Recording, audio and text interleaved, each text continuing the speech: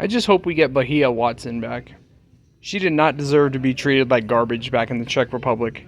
And I know it's been a couple years later, but she really did not deserve that. And those people in the Czech Republic should be ashamed of their actions.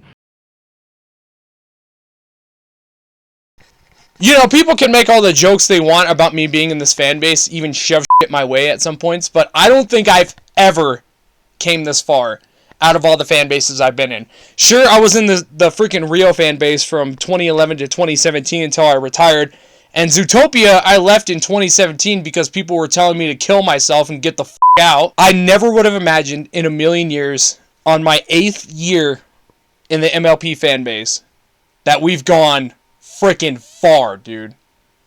Now it's gotten to the point where Tabitha St. Germain is sending over birthday wishes, Ellie Ray Hennessy is telling me she loves me, and even Andy Price is checking up on us on occasion. Bro, what the f*** did I get myself into? I mean, this is good.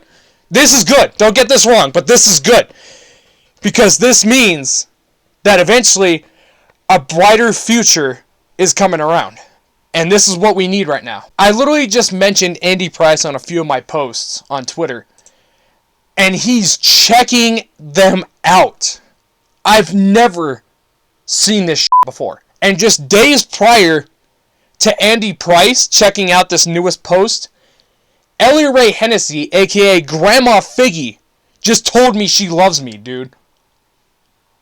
I could not be making this up.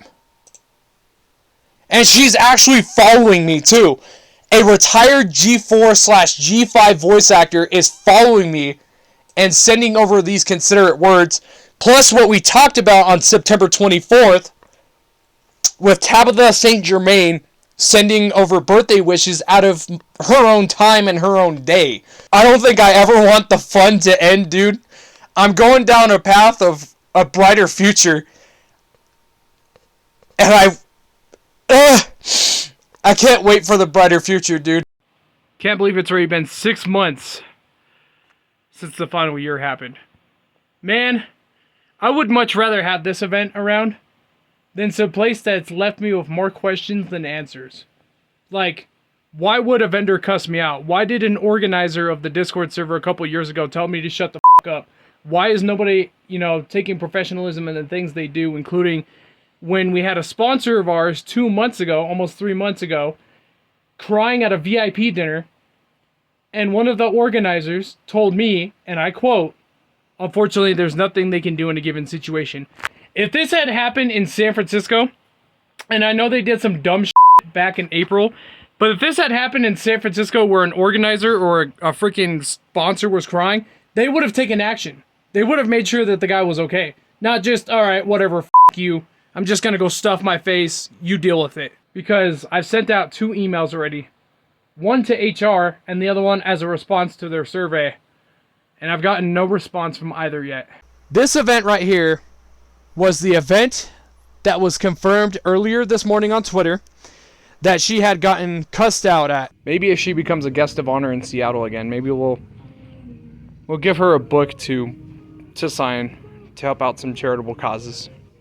Because who knows how long it is until Target starts clearing out all of their outdated stock. Taylor Swift, superstar. Nah, fam. Bahia Watson, the superstar.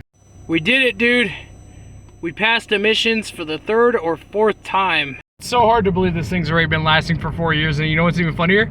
Is I could do this!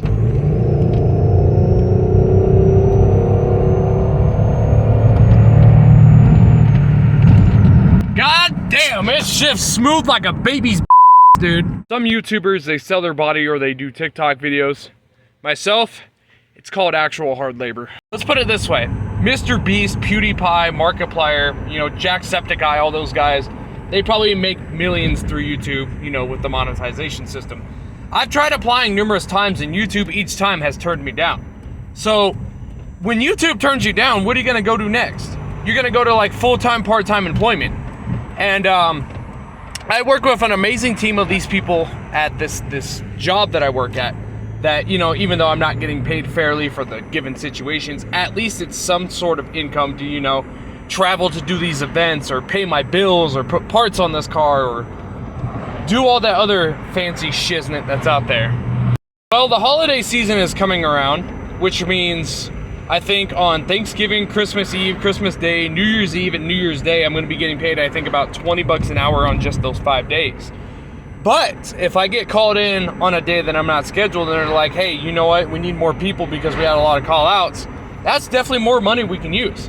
Or if we have the current situation where corporate's just like, you know what, we're going to keep the building open past midnight, we're going to need all the supplies we can use, you know?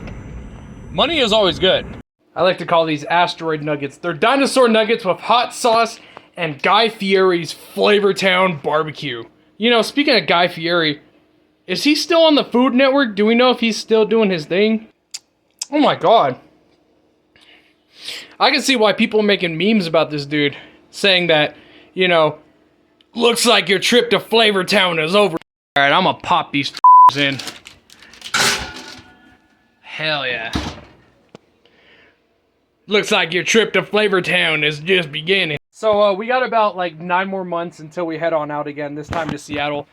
And even though we just barely got back like 2-3 months ago, I just finished packing up a good majority of stuff. I mean, half of Party City and Big Lots should be finalized on getting distributed next year.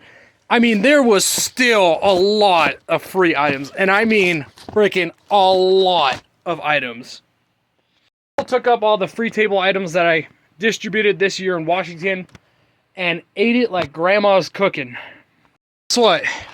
There's still plenty, and I mean plenty more to be given.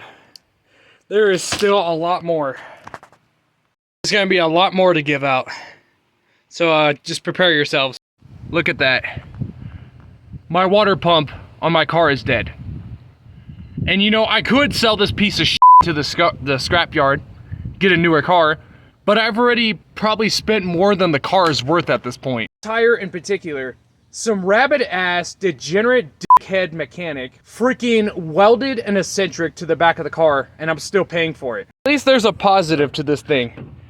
Even though my water pump is completely shot, the engine still runs healthy, just like my transmission.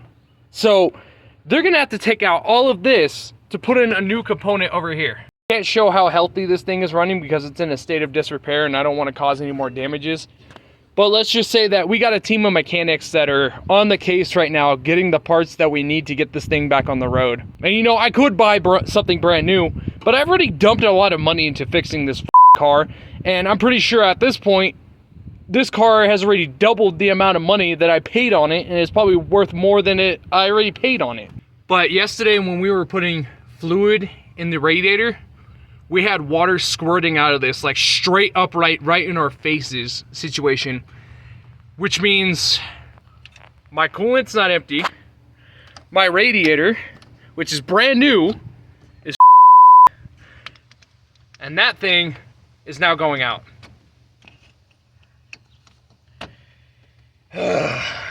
Fucking Lord Almighty, dude.